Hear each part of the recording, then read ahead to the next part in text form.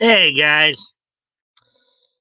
how you guys doing tonight? Let's see. Let's go through the comments here real quick first, and then I responded, "Yes, you are ATC." And ATC, how are you doing, Mike? And I said, "I'm all right." I did get new shoes today. My sister picked them up for me, so I got that. Dang, they clobbered Out of the Darkness channel two late night, along with Tenaple. Yeah, I think YouTube is in cahoots with the Democrats. I don't think they like Out of the Darkness or Doug Tenable's coverage of the Arizona audit. Morningwood, what's going on? And then it said that. So anyway, now as always, guys, I do appreciate any and all likes and shares. If you guys can do that, help me out, get the word out, get the algorithm up. I'd be appreciated. So, um, how y'all doing tonight? I think we do have three of us in here, so be a bit quicker to get to the stories a bit. Yay, we're back up to three. Yay. And thank you for the additional like there. Let's see now. And this thing just loves to fluctuate, doesn't it?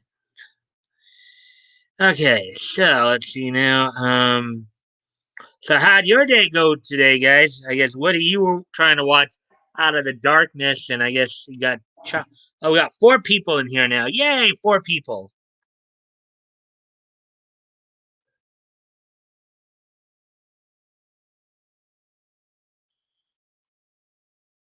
And then the toys would laugh out loud.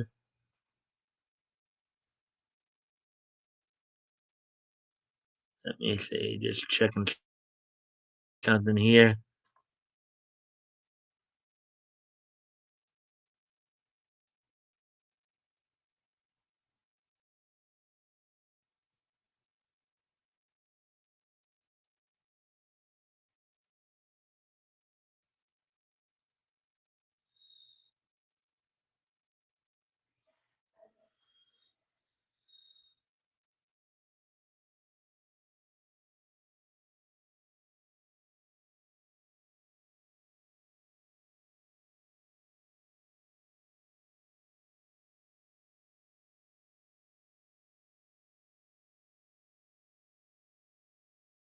Okay, so let me see. Just checking some things here.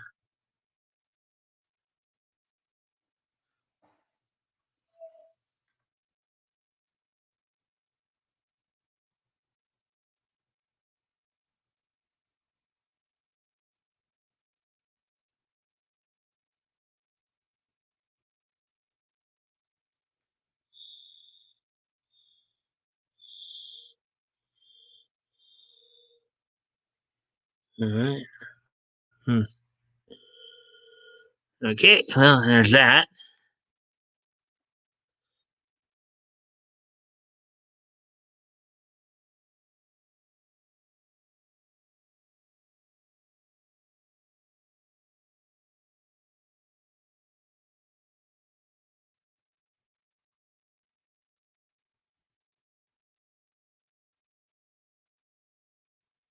All right, well, anyways.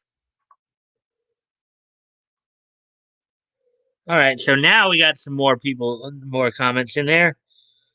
I was just looking into seeing if I could track down Tenaple or Darkness Channel. I'm high as balls and had a wonderful day. Okay. Um, Hung out on a stream, smoked and drank. Okay. Got some contracts to fill for work. So that was icing on the cake. By stream, I mean water. Okay. So all right. Well, we have four people in here now. Even the YouTube's even saying five now. So All right. Wow, we're up to six now. We're really getting up there. Okay, so and we're just past the 5 minute mark, and we got quite a few people in here now. So, kind of go through what's on tap for tonight. So, I got 8 stories for you guys, all from CBR. Three comic book related, and 5 anime related. Um, Among the comic stories, including um, Bat, uh, Batman artist having to step away for cancer treatment. Um, some variant covers for Dark Horse's Masters of the Universe. Um, Also, they finally voted in for the mutants for from the Hellfire Gala. Um, on the anime side of it, among other news items, include Studio Ghibli back in theaters starting this fall. Funimation has announced that Adult Swim came out with a trailer for the Uzumaki movie. And mind you, this Uzumaki anime movie is not related to Naruto. It's not related to Naruto. It's a different anime movie altogether. Let's see. So that's among the stories that's on tap for tonight. Let's see. Hey Dave, glad hear you have had a great good day. All right. So, anyways, we I think we have enough people in here now, so I guess it would be a good time to go ahead and um, get going on the stories here. How was yours, Action? So let's go ahead and get started here.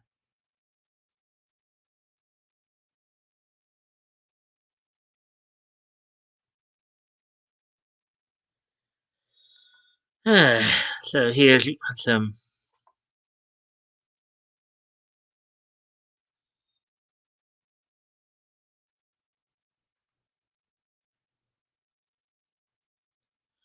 All right. So with all that being said, then um, let's get going. So here we go. Here's the first story of the night. Ty Templeton announces Batman Adventures departure due to cancer treatment. Story by Tim Adams, published 8 hours ago. Batman: The Adventures Continue. Artist Ty Templeton announces he will depart. He will be departing the DC comic due to stage 3 uh, colorectal cancer diagnosis. So basically, I think what they're saying is the guy was diagnosed with a form of colon/rectum cancer, basically. Um, Not a very nice way to have, not a very nice thing to have to deal with, obviously. Ty Templeton, the artist on Batman the Adventures Continue, announced he will be departing the series due to a recent cancer diagnosis. Templeton announced the news on his blog in a Buns Tune comic strip. Last month, I was diagnosed stage 3 colorectal cancer, the strip reads. Um, Inoperable at the moment, but radiation and chemo is supposed to take care of that. Wish me luck. Yeah, well, wish you good luck, man, because nobody should have to.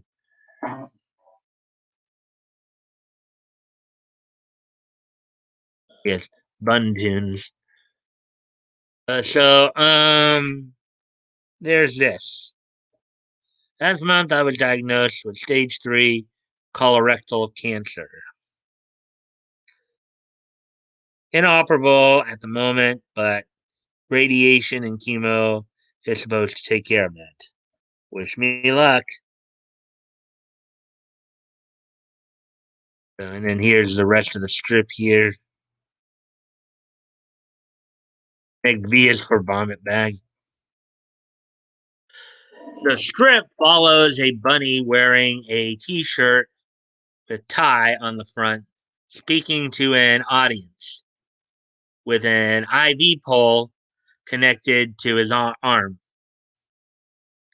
As the comic continues, we see Templeton's bunny avatar undergoing some tests before discussing with his wife if a Buns tune is the most appropriate way to reveal such. I think it's supposed to be serious, not serious. Such serious news. In a way, it's disrespectful to the seriousness of the disease of this disease, right? The bunny says. I mean, the bunny was meant to be light and silly.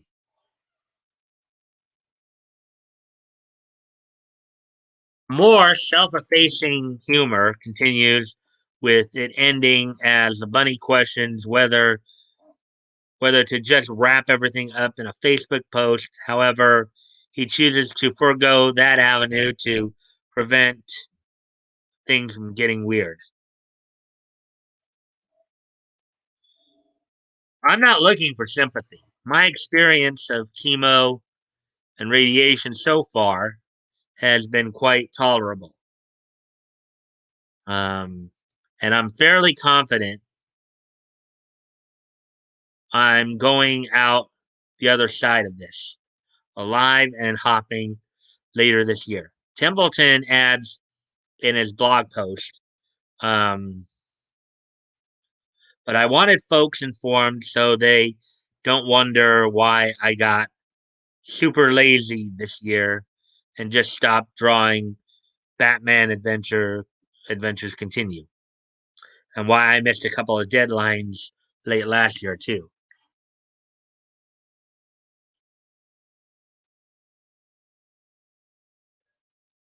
Templeton ends by thanking his collaborators for picking up his artistic slack, along with Paul Dini and Alan Burnett, um, who wrote such wonderful scripts, and I pulled myself out of bed and drew them anyway. Oh, there's that story. See what you guys are saying in regards to that. It's been okay, laugh out loud, just another day for me. 8 stories. Yeah, well, I figured since they're all in CBR, they'll go pretty quickly. I try and go a little bit more with that than sick, you know. Ouch. Mm-hmm. Yeah, ouch.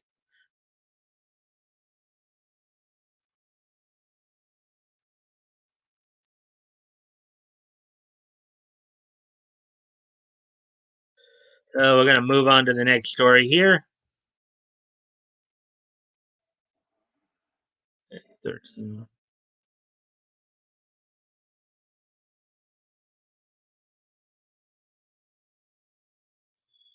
Let's see now. So here's the next story. Exclusive Masters of the Universe Revelations. Variants by Alex Ross, Sergio Aragones, and more. Written by Tim Adams, published 7 hours ago. Dark Horse Comics is releasing a host of retailer variant covers for Masters of the Universe Revelations. Now, just in case you guys don't remember, Masters of the Universe, that's the main title for like the He-Man franchise. That's the main title for the He-Man franchise. Most people know it as He-Man and the Masters of the Universe, but the title is Masters of the Universe. By Alex Ross, Sergio Aragones, and more. Alex Ross, Sergio Aragones, and more artists are tapped to illustrate retailer variant covers for Dark Horse's Masters of the Universe Revelation. Now, I believe that this is also being made into a film or Netflix series or something as well.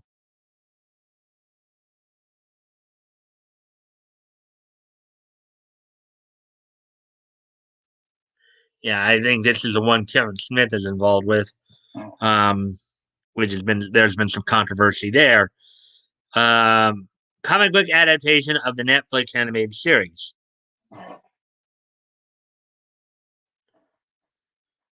TBR has the exclusive look at Dark Horse variant covers for Masters of the Universe Revelation #1 by Ryan G. Brown, Dave Rubin, Rich Woodall, Dave Nakayama, Sergio Aragones, Dave Wilkins, Dan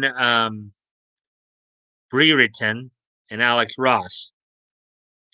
Information on which retailers will be selling each variant cover is also provided below.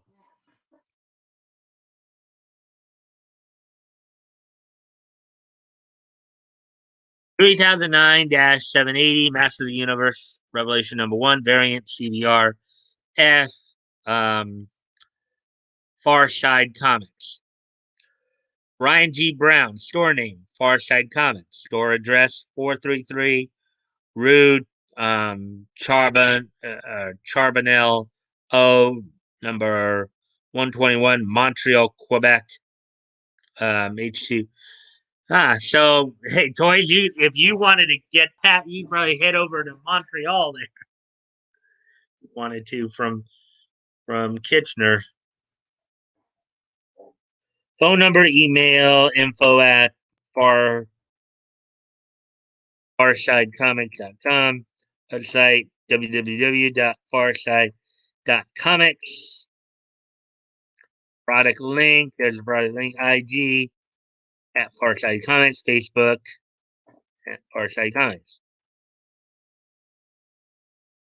3009-783 Master of the Universe Frankie's Comics variant CBR. Cash cover. Dave Rubin, store name Frankie's Comics. Store address Apex, North Carolina. See, and then there's the information right there. 3009-739. The Jetpack Forbidden Planet variant cover. This one being drawn by Rich Woodall for Jetpack Comics Forbidden Planet in Rochester. I guess Jetpack Comics is Rochester, New Hampshire, and then Forbidden Planets in the UK. So I guess that's two. 3009-787 Metahumans Comics variant CBR cover. David Nakayama from Metahuman Comics at 444 North Imperial Avenue in El Centro, California. That's, I guess, probably one of the, I guess there are a couple of stores here that are doing it. And then the other store address is Nowhere Game and Comics, 744 Grand Avenue, Suite 102, San Marcos, California. I believe those are both up north from where I'm at. Here's the Instagram links and Twitter and all that. 3009-740, the TFAW variant cover by Sergio Aragones. Store name Things from Another World in Universal City, California, Millwinkle, Oregon, and Beaverton, Oregon. And then there's an 800 number there to get in contact with them. 2009-742. Wanted Comics. This is Dave Wilkins' cover for Wanted Comics. And then there's the information. Their location, 1807 and a half Manhattan Beach Boulevard, Manhattan Beach, California. See if you guys are saying anything about this stuff.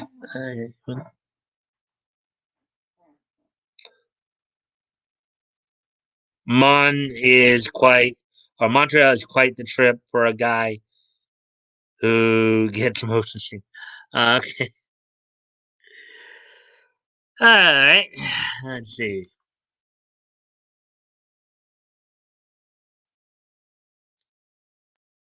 Next one here. 3009-741 Masters of the Universe Revelation #1 variant cover for Wonder World Comics. This one by Dave Brereton.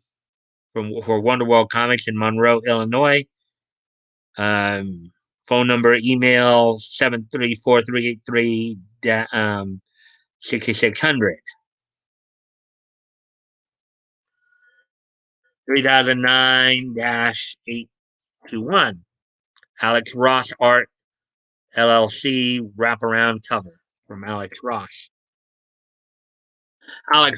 Ross Art is doing a giveaway of the signed cover, which runs till June 30th, 21. So at the end of this month, anyone who signs up for the giveaway will also be notified when the comic is available on the Alex Ross website. Here's the giveaway link.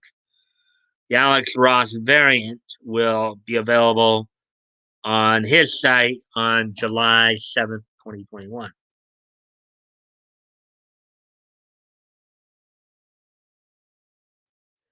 There's Skeletor right there with Evelyn, Triclops, Trapjaw, Eastman. There's another one. There's like Modulok, He-Man. Whoa! I never thought I'd see that in a He-Man comic or cartoon. He-Man just sliced off one of Modulok's arms right there. There's Skeletor, Orko,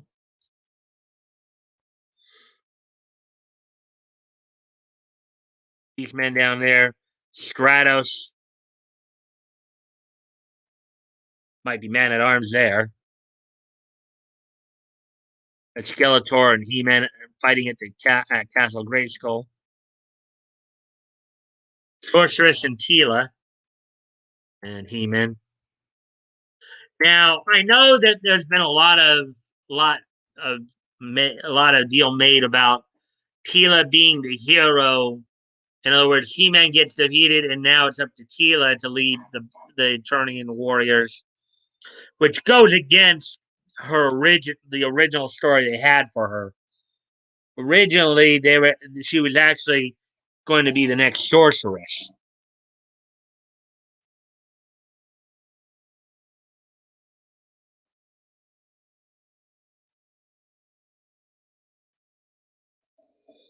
This guy just give his number out on the internet. Well, these are I think these are store numbers. These aren't like their person. I honestly I don't think they're there. I think they're like the numbers that they have up there are like store numbers. They're businesses. It's not like the guy's personal home number.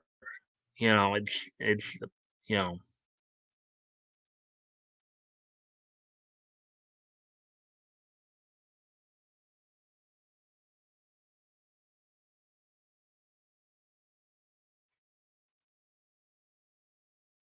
and Toys just wrote something here. Whiskey and Coke time. Okay, so anyways, here's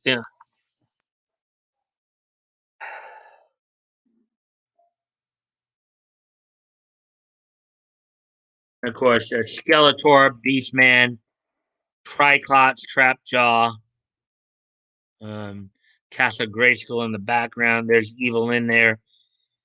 He-Man, He-Man. These are more like chibi type drawings. Orko,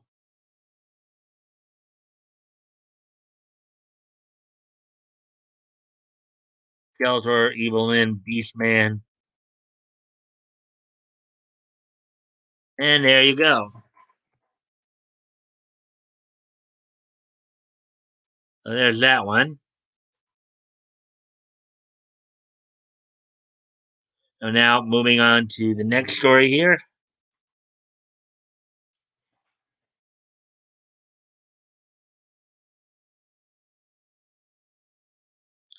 All right, now of course we covered this story a little bit. The Hellfire Gala, the announcement of the I guess now they finally announced who the new X-Men are going to be here. Marvel's Hellfire Gala reveals which X-Men the New Mutants voted for. Um, Article by Brandon Zachary, published 6 hours ago. The New Mutants voted in the X-Men elections, and it turns out only two of them actually voted for members of the group.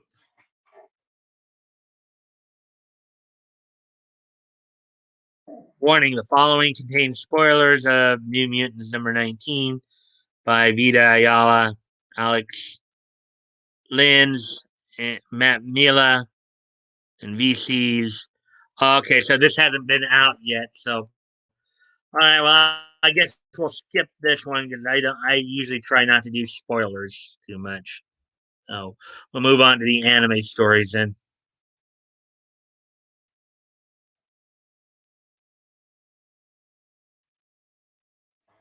I try not to do spoilers though. As I said, we have five anime stories to go through here.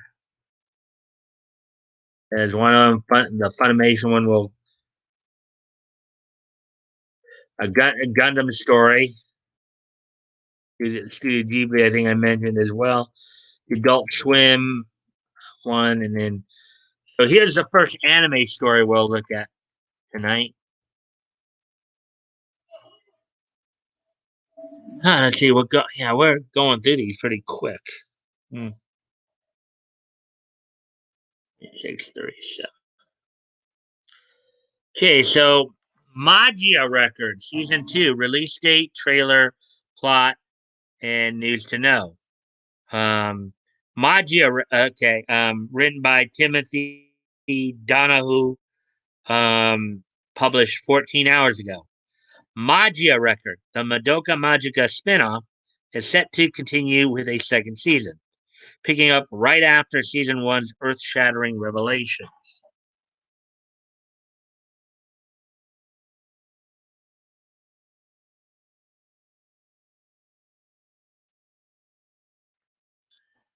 Magia Records um, began life in 2017 as a role playing game spin off of the popular and critically acclaimed anime Puella Magi Madoka Magica, um, hitting big on mobile phone platforms. The game's story was eventually adapted into both a manga and an anime. Um, that anime is finally getting a second season, further expanding the enduring popular franchise. Magia Record finally has a release date for its second season, which will build off of the earth shattering revelations of the show's initial entry. Here's everything fans should know about the show before it debuts this summer.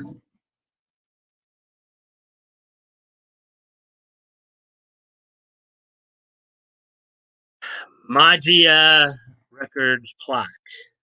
If you guys are saying it.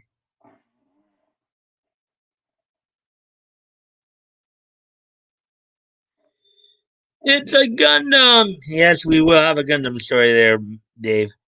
I'm currently in my Gundam watch, and I'm currently on 00 right now. Just to let you guys know. So,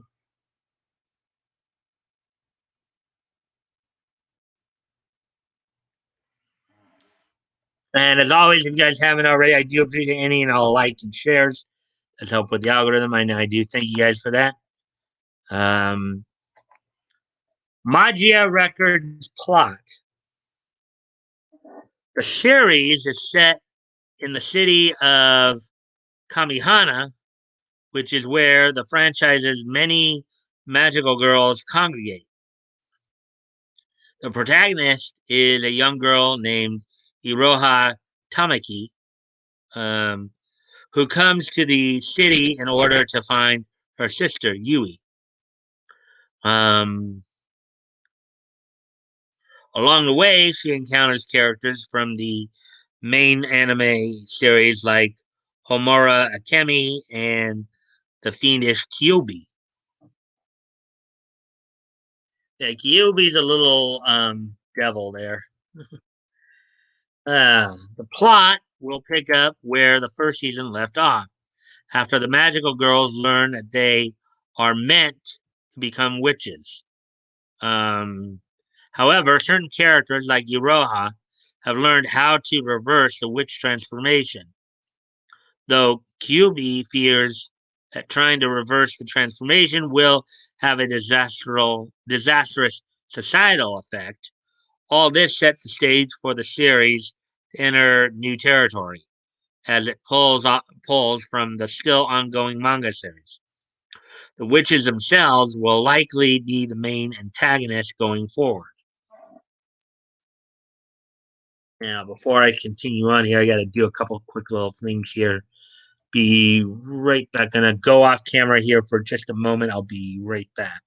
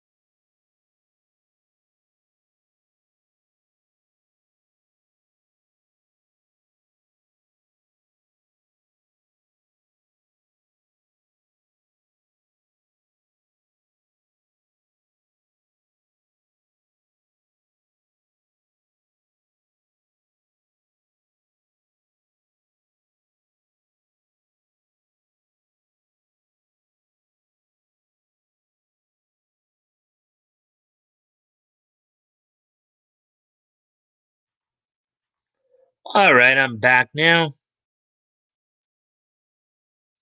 So here's I guess if you want to look that up on YouTube, you can. Here's a Magia Records season 2 trailer right there. The second season was announced back at the end of the first, with a teaser trailer um, subsequently being released to hype up the continuation.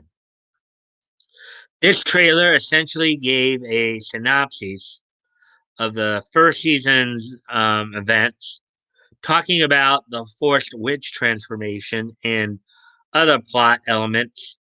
Um, Unfortunately, this has been the only footage released for the new season until a recent poster was revealed, which means there's still very little out about the second season.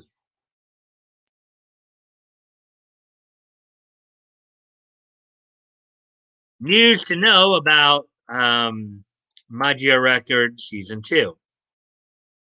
Yeah, there's kind of another cute little magical girl.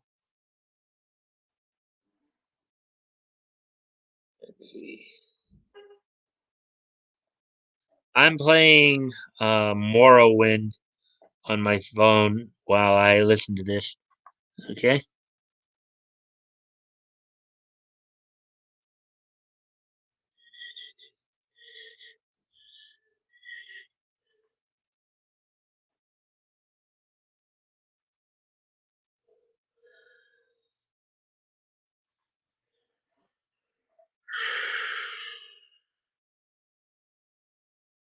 The series will still be produced by Studio Shaft, who worked the original Madoka Magica franchise's multiple film adaptations and other shows like Nisekoi.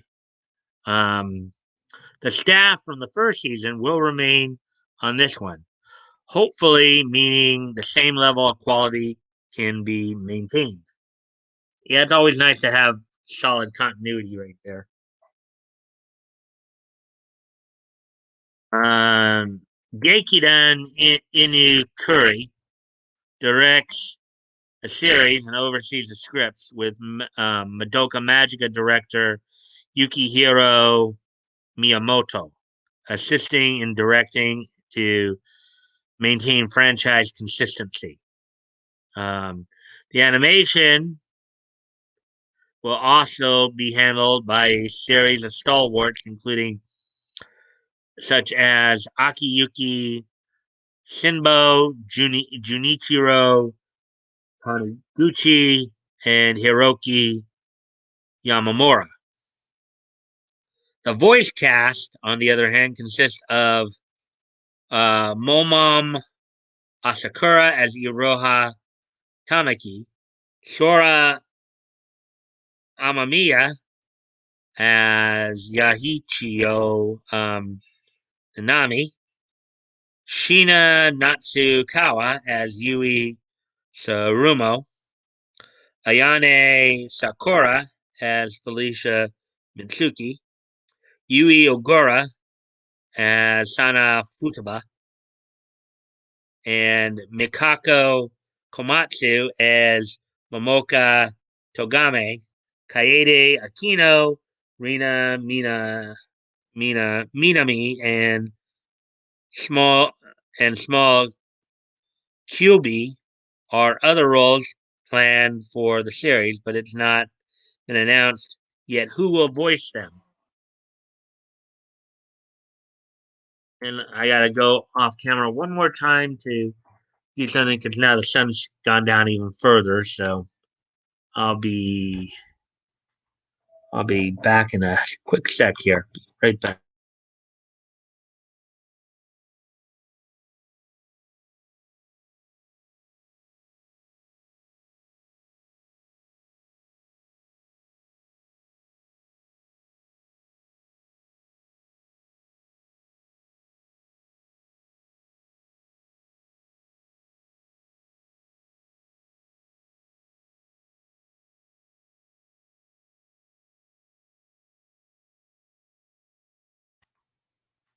All right, I'm back now.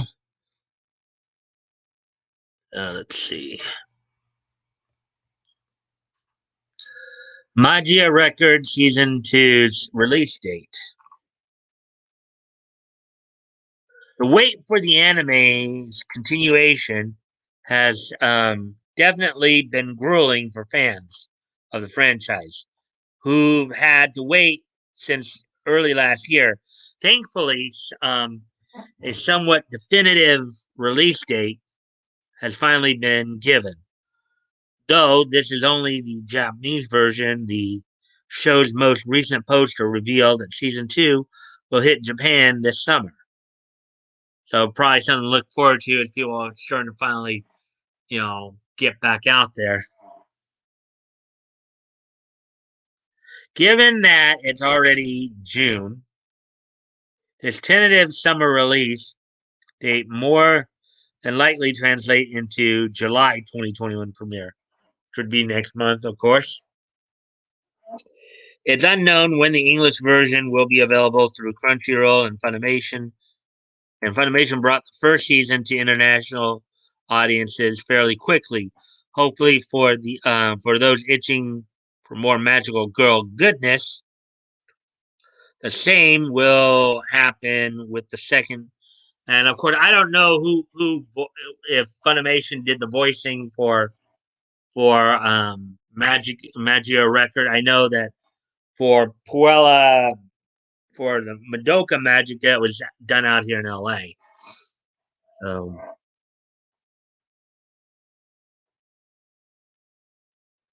anyways, there we go there.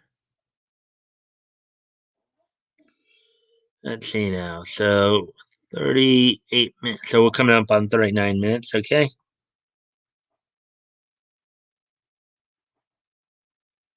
Sweet. I haven't played that since the original Xbox came out. Laugh out loud. That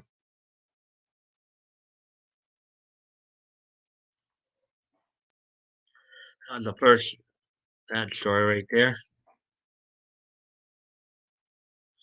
Here's the next one we're going to look at.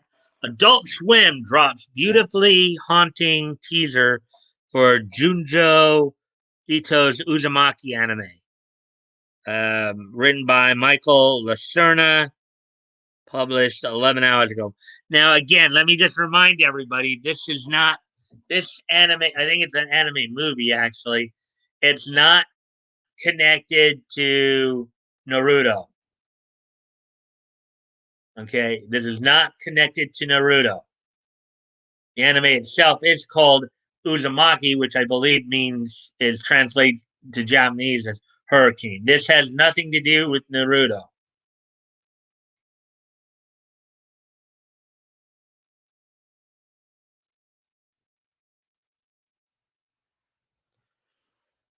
Adult Swim releases the first teaser trailer of Uzumaki, the fully black and white anime adaptation of Junji Ito's celebrated horror manga.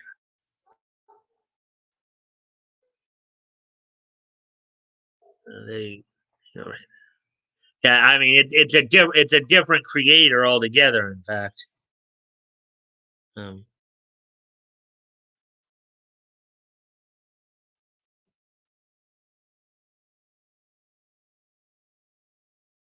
Adult Swim has released the first teaser. So I guess they've been saying that they're going to have this debut on Adult Swim Tsunami for the last a couple of years. I think it was supposed to come out like last year, but because of the pandemic and stuff, it got delayed. So, anyways, Adult Swim has released the first teaser trailer for its upcoming animated adaptation, Junji Ito's seminal horror manga Uzumaki. The first look at the fully animated um, Korozo show comes in a new teaser released to YouTube. Originally announced in 2020, the Uzumaki anime will be animated completely in black and white and will attempt to adapt Junji Ito's iconic style more faithfully than previous anime based on the author's work.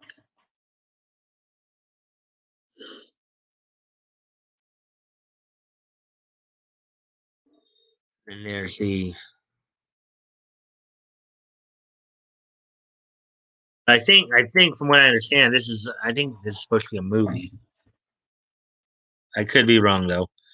The series is being co-produced by Adult Swim and Production IG USA, um, with animation production provided by Studio Drive, which previously produced the vampire comedy Vlad Love.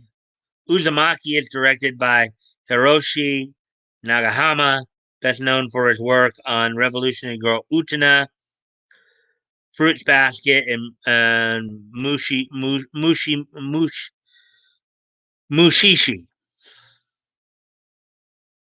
as well as The Reflection, a 2017 anime he co-created with comic book legend Stan Lee. The teaser begins with Nagahama apologizing for the delay of the series release and explaining the impact that coronavirus, COVID-19 pandemic, has had on the anime industry.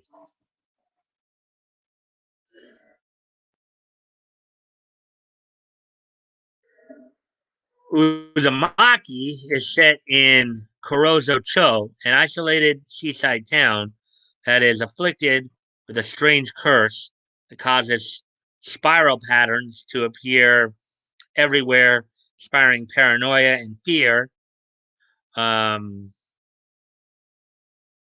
within the town's residents. Um, Following a series of natural disasters, the town descends into madness as the spiral patterns grow more and more prevalent. The story follows high school student Kirie Goshima and her boyfriend Shuichi Saito um, as they attempt to escape the city and its spiral curse. The original Uzumaki manga was serialized in Big Comic Spirits magazine in 1998. It is one of the most celebrated works of Eisner Award winning horror author Junji Ito, who is also known for manga such as um, Tomi, Tomie, Gyo, and Enigma of Anigata Fault. In 2000, Uzumaki was adapted into a Japanese live action film and received a limited release in the United States. The Junji Ito Collection, an anthology anime series based on Ito's stories, um, he does short stories, was released in 2018 and was co-produced by Studio Dean and streaming service Crunchyroll. So there's that one.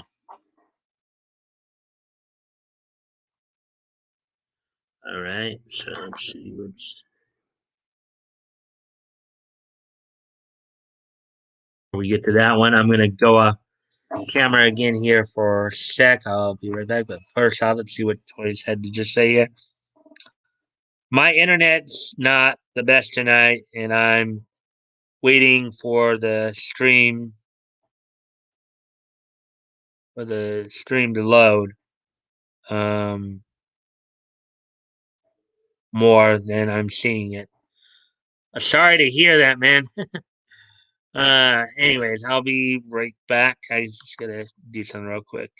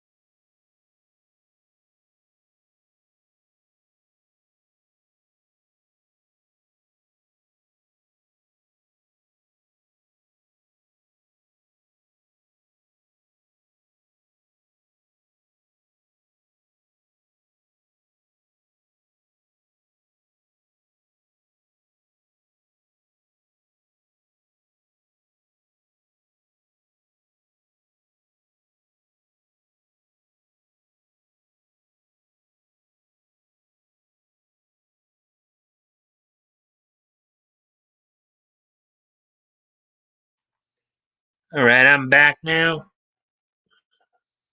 Let's see. I think David had a couple things. Dave said had a couple things. That sucks. By the way, Morrowind I'm playing is with mods, so it's like a whole new Morrowind. Um, I'm very sleepy after a long day. Welcome back. Thank you, Woody. Anyways, so here we go. Let's get on to this next article here. Studio Ghibli movies returning to theaters this fall. Um, Article written by Andrew Linton Noel, published 10 hours ago. Spirited Away, Howl's Moving Castle, Castle in the Sky, and My Neighbor Totoro will return to the big screen, both subbed and dubbed, this fall. Studio Ghibli is bringing four of the most beloved feature films back to theaters this coming fall with the Studio Ghibli Fest 2021. According to an announcement trailer on the studio's YouTube channel from October um, through early December, Spirited Away, Howl's Moving Castle, Castle in the Sky, and My Neighbor Totoro will return to theaters nationwide. Each film has received three selected dates, and exclusive bonus content is promised to accompany each movie.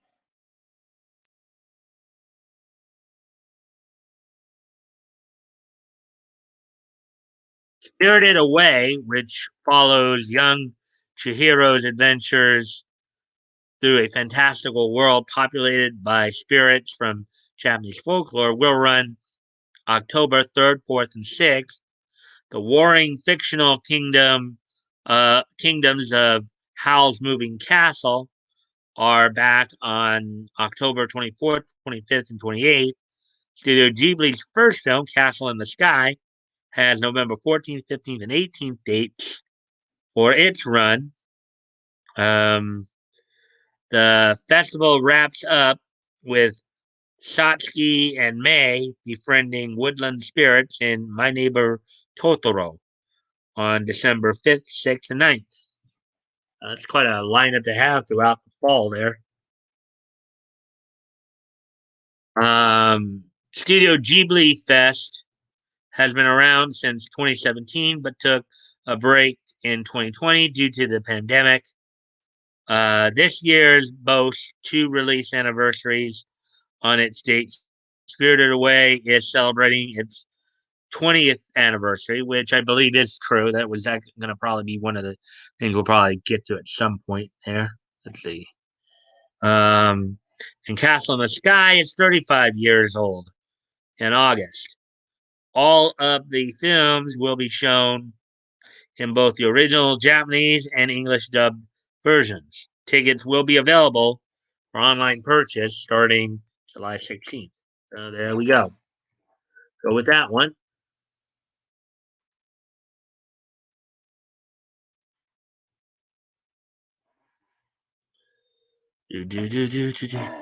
So now we're coming up on 53, 54 minutes here. So we are getting close to the hour mark there.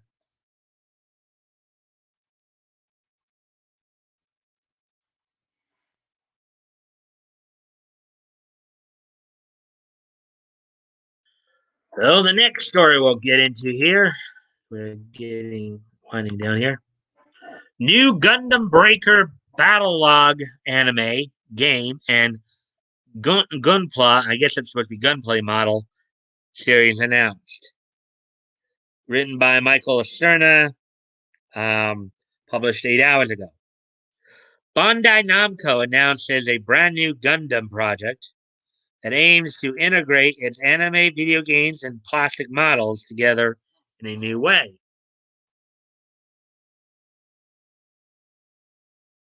Bandai Namco Entertainment has announced Gundam Breaker Battle Log, a new cross-media project that aims to connect the Gundam anime, video games, and plastic models together in a new way.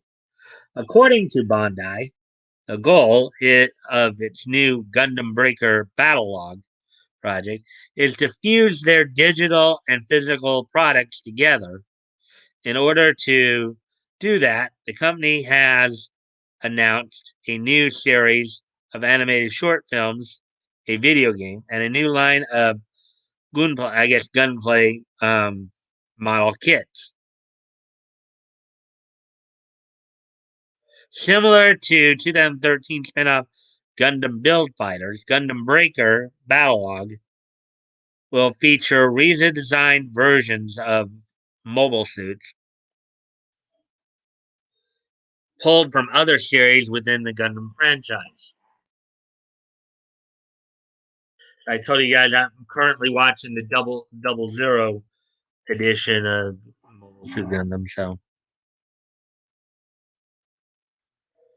let's see. The new video game will encourage players to create their own Gundam from a set of customizable parts. And the new line of model kits will also feature those same parts as fans can recreate um, their in-game creations as physical models and or vice versa. Gundam Breaker Battlelog anime films, which will produce which will be produced by Studio Sunrise. I believe Sunrise and Bandai have always been connected with Gundam. Will be available for streaming via the official Gundam series YouTube channel, or through the Gundam Battle Gunplay Warfare game app, featuring game missions that tie into the story of the anime.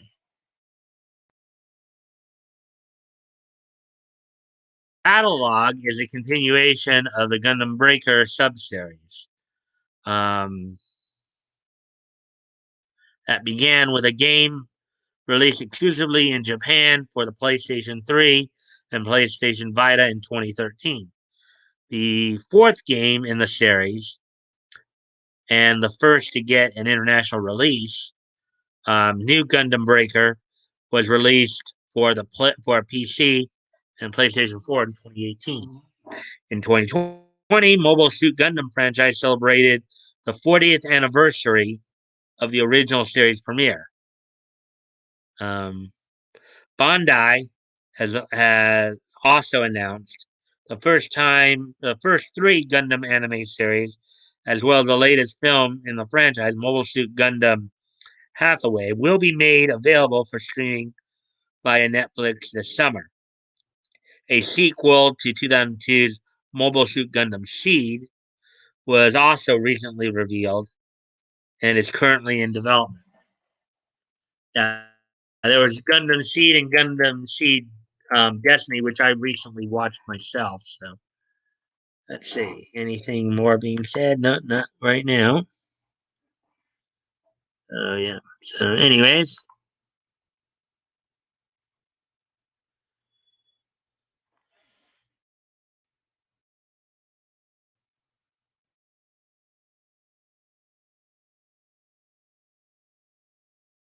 and this is going to be the last main story of the night. So we got through these stories pretty quickly here. This will be the last main story of the night. Um, Funimation announces theatrical release for Bones Josie, the Tiger, and the Fish. Funimation announces it will give the award nominated Josie, the Tiger, and the Fish a theatrical release in the United States and Canada.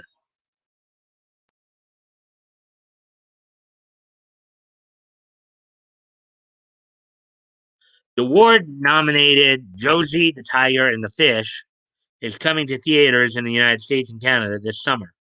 Funimation announced via press release that it will distribute the animated coming of age romance, animated by Studio Bones, the animation house behind Full Metal Alchemist and My Hero Academia. Josie, the Tiger, the Fish was directed by Noragami's Kotaro Tamura and is based on a 1985 short story by Akutagara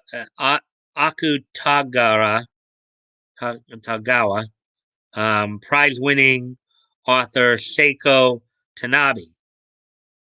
The movie was nominated for Best Animation in the 75th Manichi Film Awards and Animation of the Year for the 44th Japan Academy Film Prize.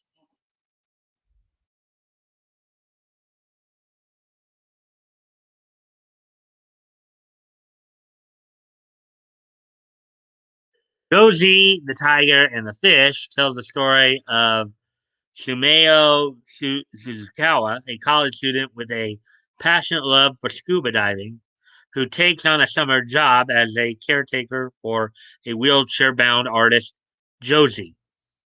For wheelchair bound artist, Josie.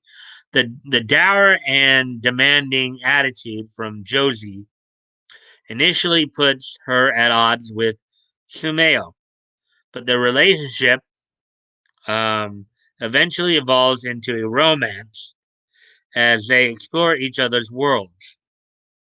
The film features the voices of Taishi Nakagawa, an actor who may be best known to anime fans in the West while portraying Tenma Hase in Boys Over Flowers Season 2, the live action adaptation of Hana Nochi Hare manga.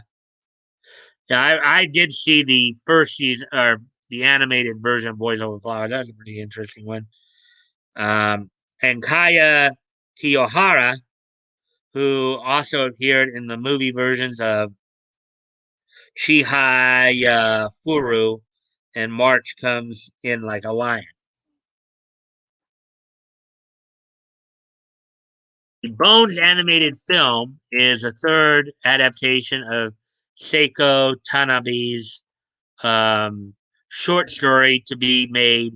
Josie, the Tiger, and the Fish was made into a live action film in Japan in 2003, was adapted for film again in South Korea in 2020.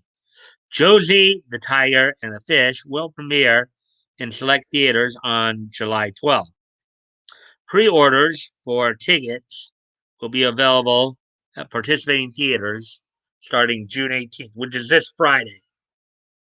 So there you go. So that's all the main stories we have for tonight. And Leto's here. Hey, Leto, let's see what you have to say now. Um,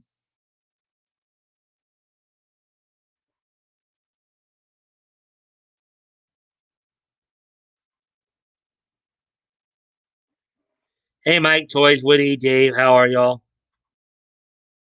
Also, I'll be listening while driving to work. So sorry if I can't respond. That's all right. We kind of got through the stories quickly tonight, Leto. So I guess we'll just see what else happens before I decide to wrap up. Um,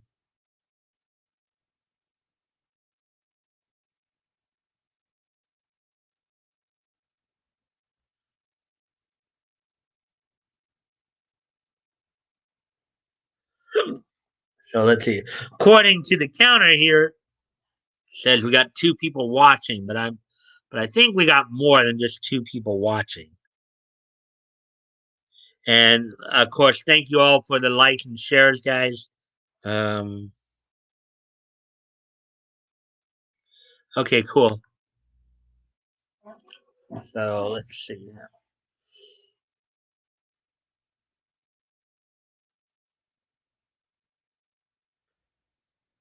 So what else can I talk about a little bit here?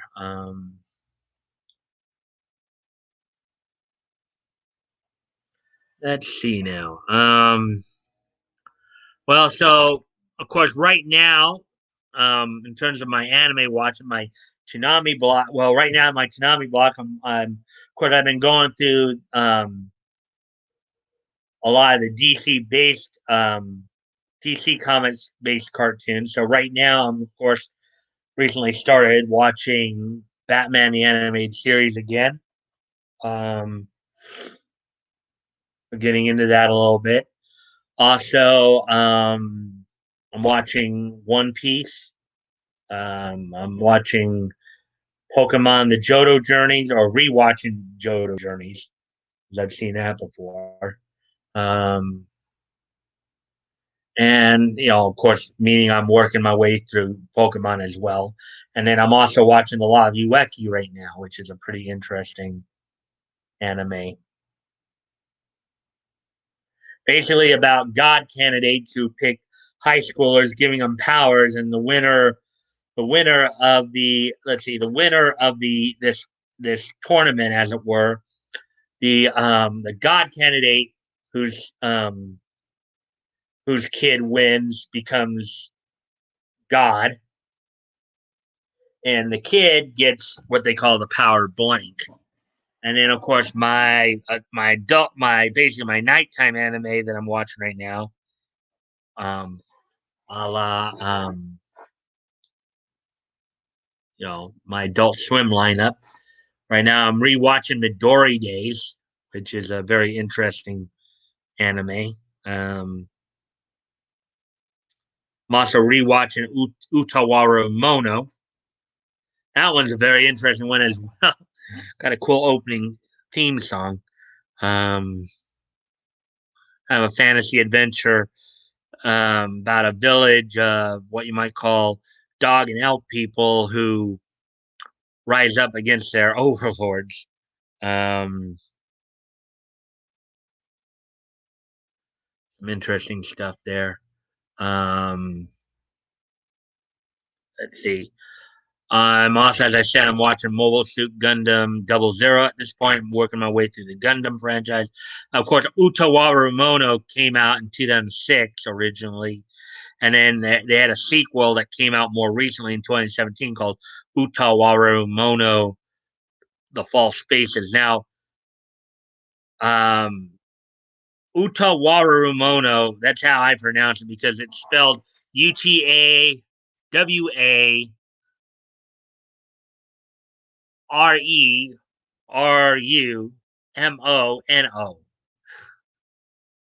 Pretty hard title to pronounce there. So, um, and then finish off the night with I just started last night watching an anime called Children of the Whales. So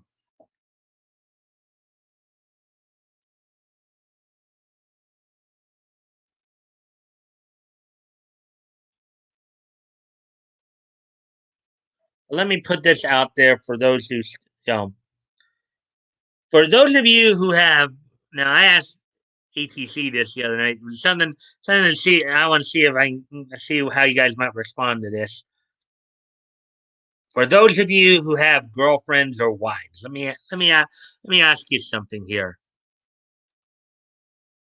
Hypothetically, how do you think you might react if one morning you woke up and you found that your right hand had turned into your girlfriend or wife? I know that's kind of a weird question, but it is kind of an anime related question. It's kind of related to one of the animes I'm currently watching right now. Um, so I'll repeat it just so you guys make sure that you guys hear me right.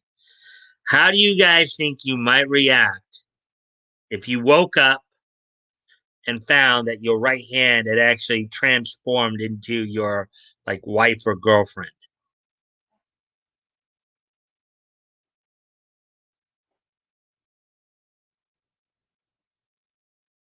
Midori left. Yeah, you know it. You know what I was talking about, didn't you? You knew what I was talking about, didn't you, Leto? I take you've seen that anime before. I've watched it a few times before. I think this is like my I don't know maybe my fourth time or so watching it through. Cute anime.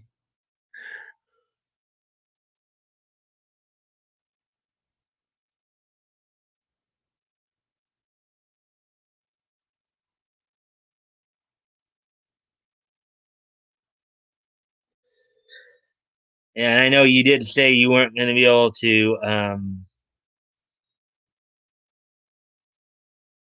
respond, but horrified. Yes.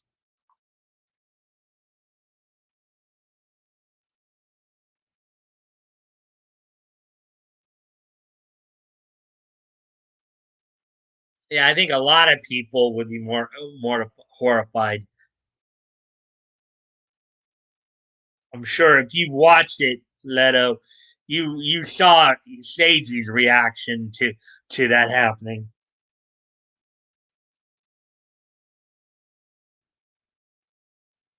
I know for me, granted, I don't have a girlfriend or wife or anything like that, but if I all of a sudden found that my right hand had turned into a girl, it would be a little problematic because not only am I, of course, right-handed, but my the cerebral palsy I have, the mild form of cerebral palsy, affects my left side. So having to try to do things with a very weak side, would be quite difficult if I found that to happen. It's a cute anime, though.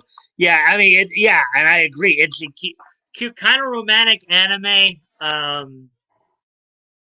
albeit a bit surreal because of the whole girl transforming into the guy's hand bit. I mean, I don't know if they ever explained why exactly that happened, but I have my own theories. Let's see. Hey guys, just got in. We lost bad tonight. BRB. All right, back out. Hey, back out. I already got through the stories. I'm just trying to make some conversation go here. Yeah, I mean, my particular theory, Leto, is that her soul somehow possessed his hand, and that's how that all happened. That's what I think. That's what I think kind of happened there. I think Midori's soul somehow possessed um, Seiji's right hand, especially considering how it's known as the devil's right hand for all the damage it does to people.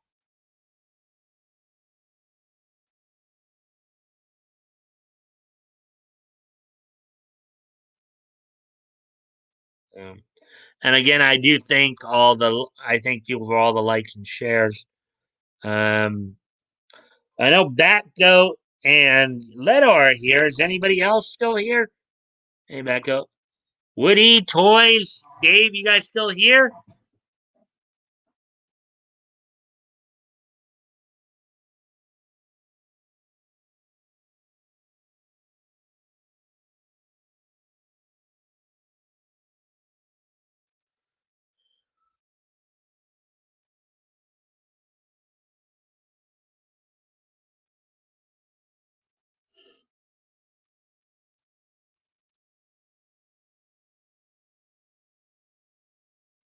Now we're back up to three people.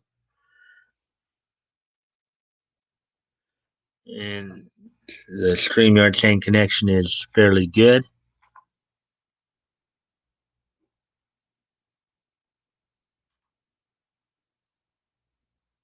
Now back down to two people.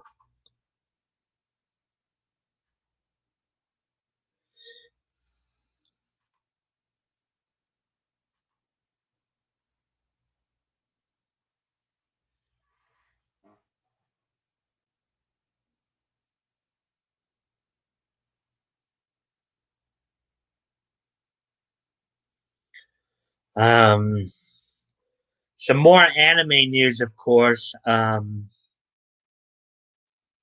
See, a week from this Saturday night, Sunday morning, and I mentioned this earlier in the week, of course, Yasahime will be making its Toonami debut a week from this Saturday night, Sunday morning on Toonami. So that's a spin off of Inuyasha, involving Inuyasha and Sesshomaru's daughters.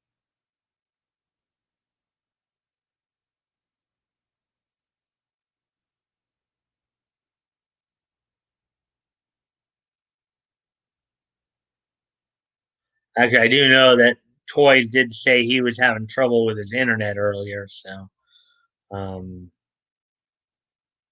I know he may have left a little while ago.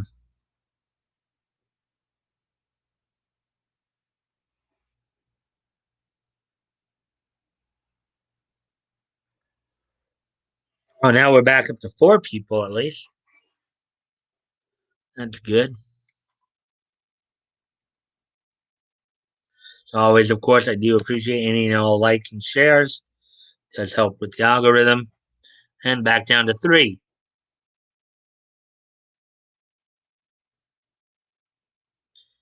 And of course, when I'm up early enough, of course, I've been also watching Tune In With Me on Me TV, and that's been pretty cool to watch.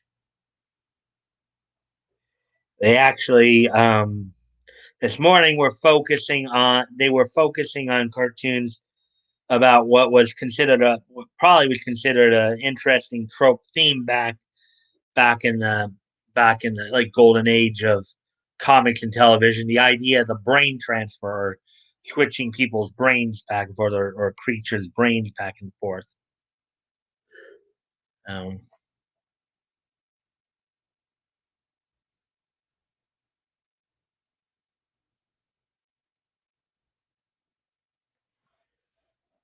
hmm. Oh, now let's see. What else can I talk about? Oh yeah, for those of you who weren't here earlier, I mentioned I got new shoes today, which I'd been needing for a while. My older sister went and picked them up for me, so she got them for me. We got five people in here now. Yay, five people. Hello. So, is there anything anybody wants to talk about in the world of niche? You know, cartoons, comics, anime, manga.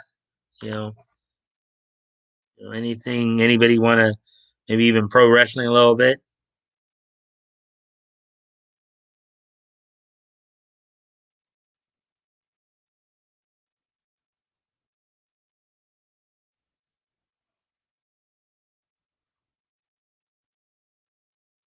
Show shoes. All right, I guess I could do that.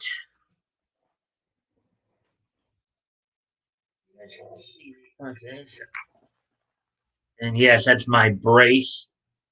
I do wear ankle braces because, as I told you guys, I do have a club foot and I do have a mild form of cerebral palsy. So that's my right foot there.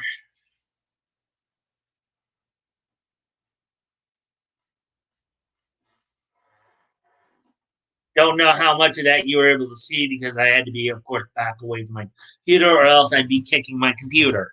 And I don't want to be kicking my computer. There you go.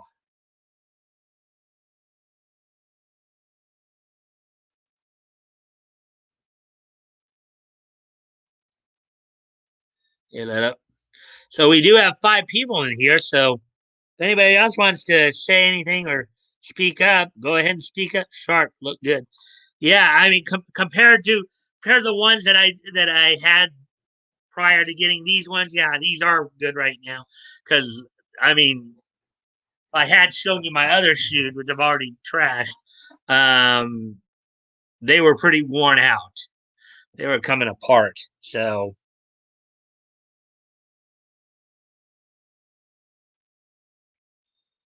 hey, Leto, there's toys chiming in. Hey, Batcoat. Hey, yo, toys. Yeah. And so now we're coming up on an hour 20 here. Let's see.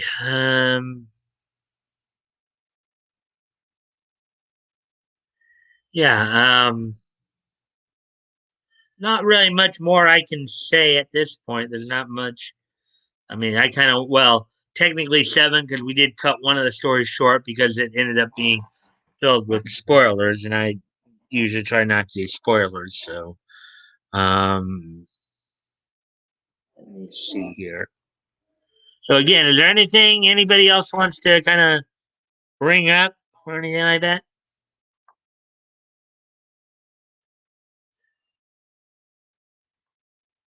If not, I might just start wrapping things up. Maybe cut things a little early tonight. My internet's on the Fritz BH. Uh,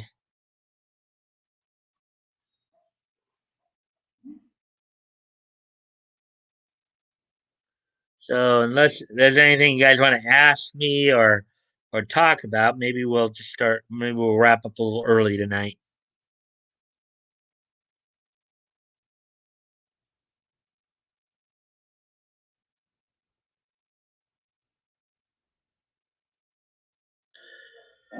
Hmm.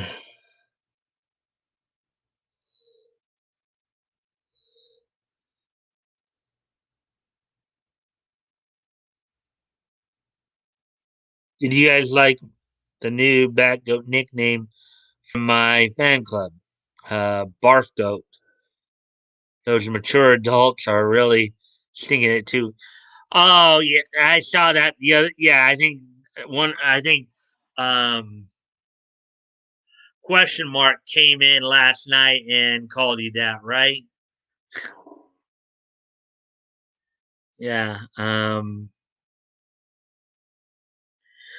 Yeah. Don't really know what's going on with him or Solid. Well, anonymity we haven't heard from in a while, but of course, May May and 80 aren't here tonight either. So um, well, I think we still had a good time thus far tonight.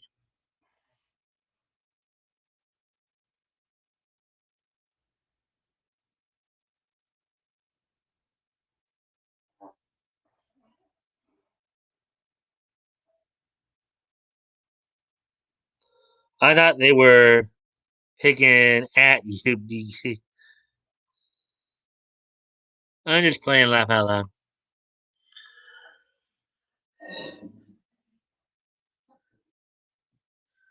Yeah. See, everybody shout. Come on, let's hang out. It's time for the groovies get together. You're gonna see how funny they can be. Well, it's time for the groovy ghoulies show. Do do do do do. Talk about the fall of the WWE in popularity, um, and the nasty way they treat their talent.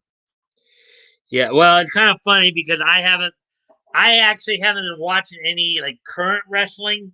You know, I haven't even watched the historical wrestling in a while. Lately, I think I've been just been so absorbed in comics.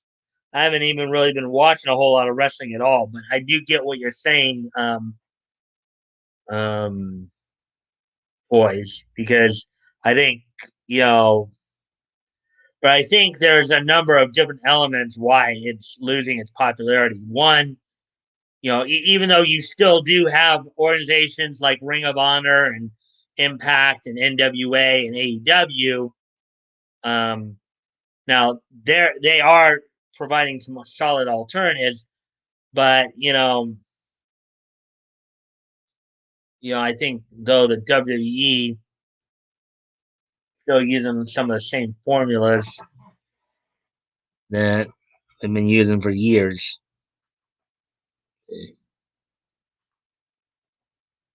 Ruby Gold, yeah, Ruby Gully, that was the song I was singing there.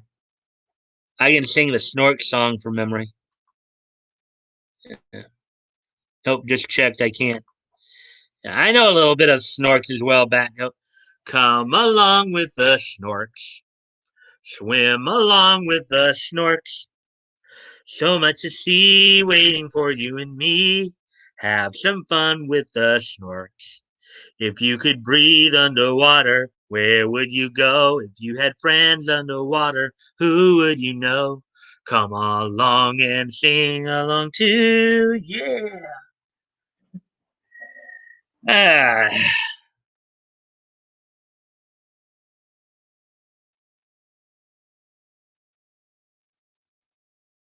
come along with the snorks. Yeah.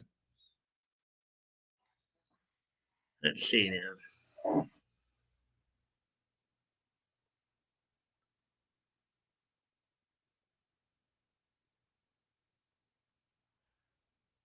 The GoBots, the GoBots. Da da da da da da da da da da da da da da da da da da da. The GoBots.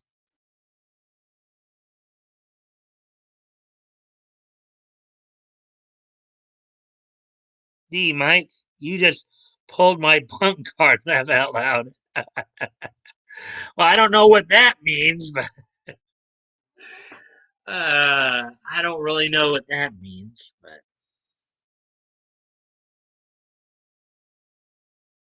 Spider Man, does whatever a spider can. Spins a web any size. Can't you see? Just like flies, look out. There goes the Spider Man. Is he strong? Listen up. He's got radioactive blood. Can he swing from us? Take a look overhead. Hey there. There goes the Spider Man. In the still of night, at the scene of a crime, like a streak of light, he arrives just in time. Spider Man, does whatever a spider can. Spins a web any size. Can't you see? Just like flies, look out. There goes the Spider Man. Means you showed me up. Nicely done on the Snork song. When Captain America throws his mighty shield, all those who oppose his shield must yield. In the red and the white and the blue it comes true when Captain America throws his mighty shield. Tony Stark makes you feel he's a cool exec with the hottest wheel. As Iron Man, all jets aflame, he fights and fights with repulsor rays. Amazing power, it's Iron Man. Amazing power, it's Iron Man. Doc Bruce Banner, belted by gamma rays, turned into the Hulk, and he just gallantly wrecking the town with the powerful, ain't so monster. Foolish but lovable, the ever loving Hulk. Hulk, Hulk, cross the rainbow bridge of Asgard, where the blue means heavens roar. Then behold incredulous wonder, the god of thunder, mighty Thor. Stronger than a whale, he can swim anywhere. How about Top? He can swim anywhere, he can breathe underwater and go flying through the air. Noble submariner, prince of the deep, so beware of deadly demons. Lord Namor of Atlantis is the prince of the deep. Top Cat, the incredible Top Cat, leader of the gay. He's a pip, he's a champion skit. He's the most tip top cat. And yes, I know I didn't probably have all the words right there, but I got the general tune down.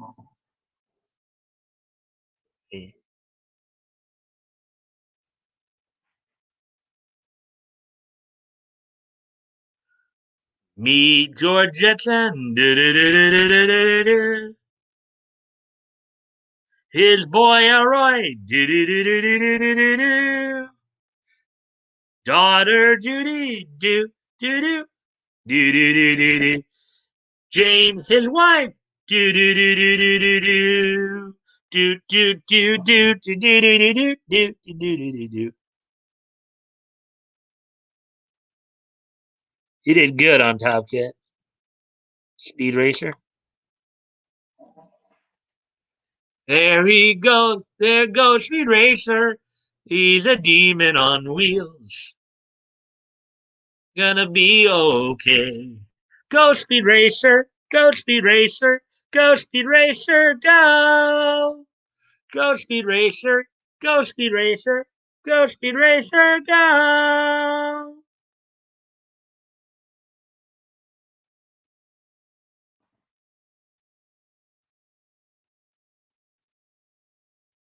Okay.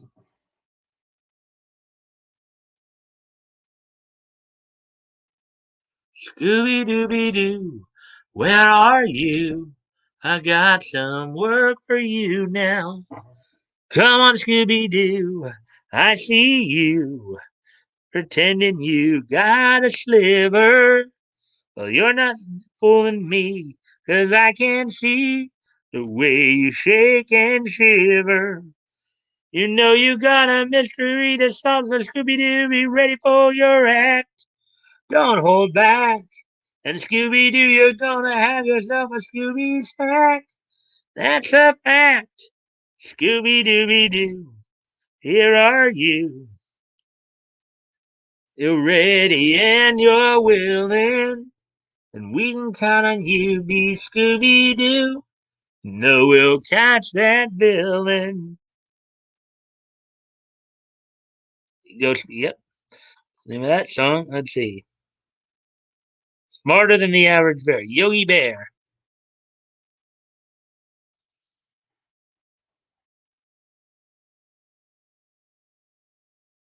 Fantastic.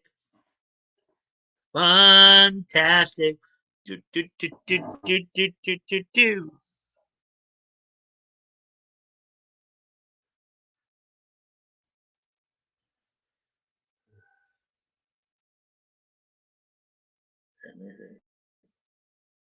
Flintstones, meet the Flintstones. Have a yabba dabba do time. A yabba do time. Have a gay old time.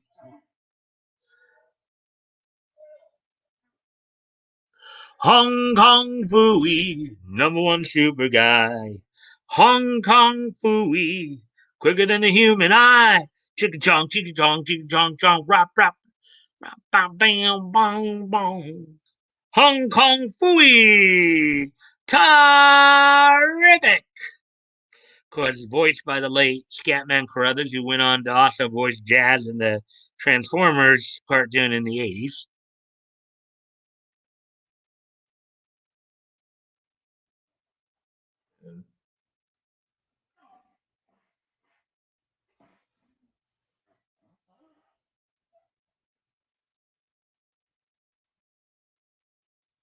Number one super guy, uh-huh.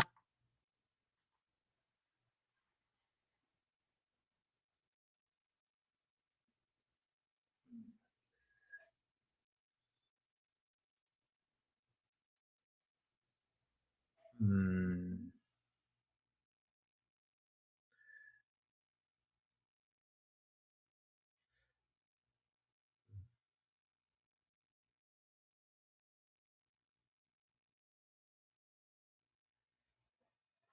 Anyways,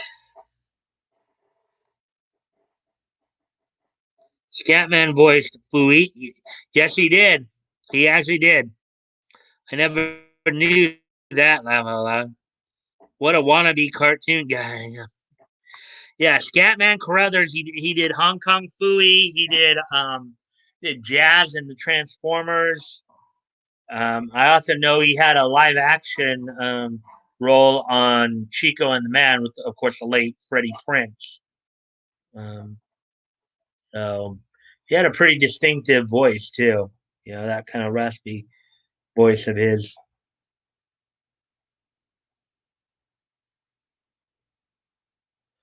Brave star, brave star, eyes of the hawk, ears of the wolf.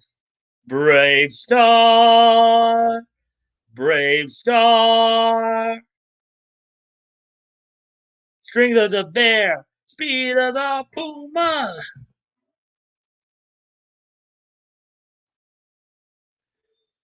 Let's see.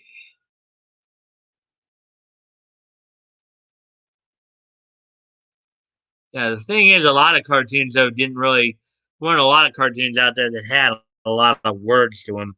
Um, some of them did, some of them didn't.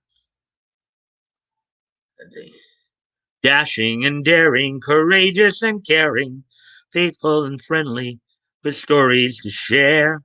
All through the forest they sing out in chorus, marching along as their song fills the air.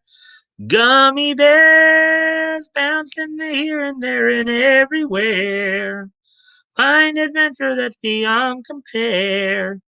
They are the gummy bears. They are the gummy bears. See, wow, someone wants to donate some toy parts to my channel. I offered to pay the cost of shipping, and they refused. Ah, sounds like somebody's being charitable to you, my friend. Hmm.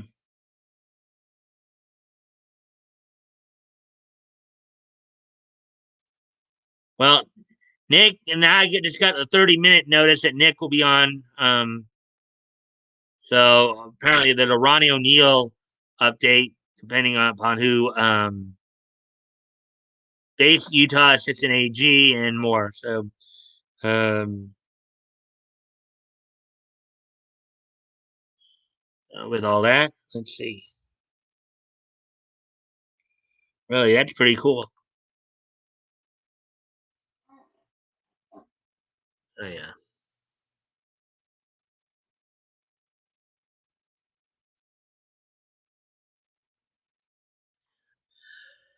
Well, all right, guys. I'm starting. I'm my energy wise. I'm starting to kind of wind down a bit. We're already at an hour and 36. I was able to kill some time there just by improvising a little bit there. So, are you guys ready for this day in Nietzsche history? I think I'm ready to kind of start winding down here. Of course, don't forget, Batgoat and I will be doing continuing the historical comic retrospect on Friday, as we are, continuing in November of 1937. Going through Centaur. Well, Nietzsche. Alrighty then. So, without any further ado, let's go ahead and look back. Today being Wednesday, June the 16th, 2021. Let's take a look back at this day in Nietzsche history. Let's see. Nietzsche. Without back up.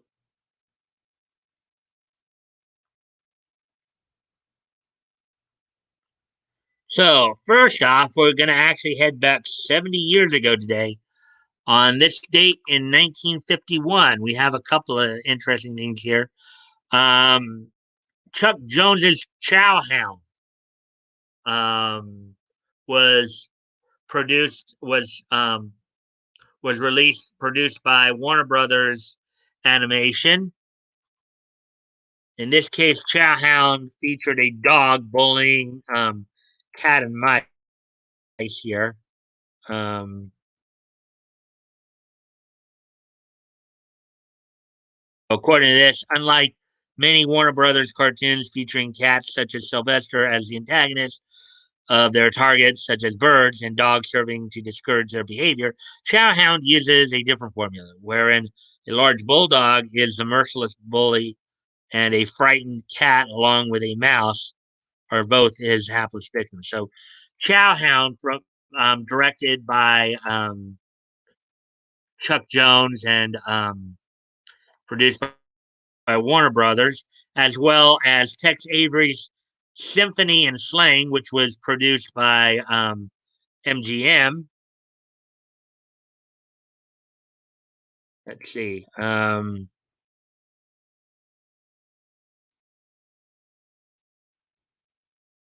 Yeah. So, okay. So, so Chuck Jones' Chowhound and Tex Avery's Symphony and Slang, produced by Warner Brothers and MGM, were both released on this day in 1951, 70 years ago today. So, of course, I have more time to listen to World War II docs, so it's all good. The action drop kicks and each into the interwebs. Oh boy. Chuck Jones is up there with Tex Avery for me. Yeah, and it's kind of funny how you say that because, as I said, both of them had a short released on this date 70 years ago. Um, Back up. So, laugh out loud. So as we then move on to our next piece of niche history, we had we had ahead from there 30 years. It was 40 years 40 years ago today on this date. 40 years ago today, um, the 150th issue of Iron Man from Marvel Comics went on sale on this date. The story being Nightmare, spelled with a K, written by David Michelin, penciled by John Romita Jr., um, plot, plotter and inker Rob Lannon, Joseph Rosen doing the lettering, and Bob Shern doing the coloring. So on this date, the 150th issue of Iron Man went on sale um, from Marvel Comics.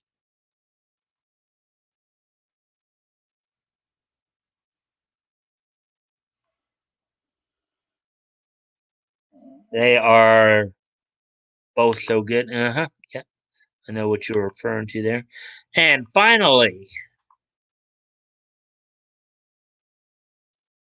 finally here, last but not least, on this date 25 years ago today, 1996, from the Baltimore Arena in Baltimore, Maryland, WCW held its Great American Bash event. On this particular event, of course, the main event saw um, the Giant, probably known better to most fans as the Big Show, retaining the WCW World Heavyweight Championship over Lex Luger. Also on the night featured a match between Four Horsemen members Ric Flair and Arn Anderson defeating Kevin Green and Steve McMichael, in which Steve McMichael had turned on his partner Kevin Green to where he bopped him in the head with the briefcase. Um, Sting defeated Lord Steven Regal. Um, Dean Malenko retained the World Cruiserweight WCW World Cruiserweight Championship over Rey Mysterio Jr. You also had Conan retaining the United States Heavyweight Championship over El Gato. Also on the card, you saw John Tenta defeat Big Bubba Rogers, in which he ended up after the match cutting Big Bubba Rogers. For those of you who don't know, was one of the names used by Ray Traylor, who most of you would remember as the Big Boss Man, the late Ray Traylor there. And then, of course, Chris Benoit defeated Kevin Sullivan in a Falls Count Anywhere match. After which the match, Arn Anderson came out and helped beat up on Kevin Sullivan. The night was opened up with or the pay-per-view was opened up with a match between the Steiner brothers and Fire and Ice, Scott Norton and Ice Train, in which the Steiner brothers defeated them. There's also the show where Eric Bischoff had interviewed Kevin Nash and Scott Hall after they had just come into WCW. This is the one where they powerbombed Bischoff off the stage. This is a show where they powerbombed Eric Bischoff off the stage. So that's all that I have for you guys on the history side of it. Thank you guys for being here tonight. Let's see now.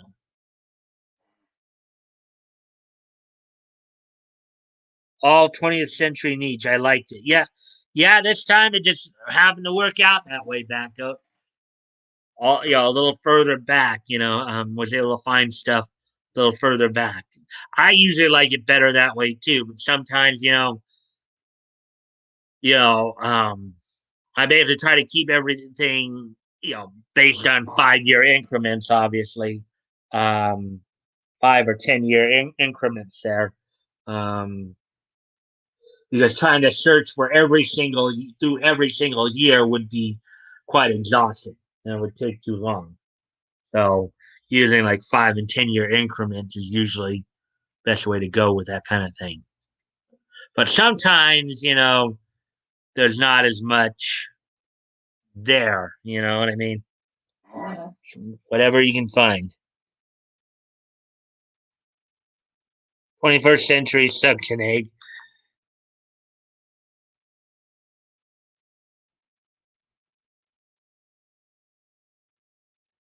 All right, let's go back.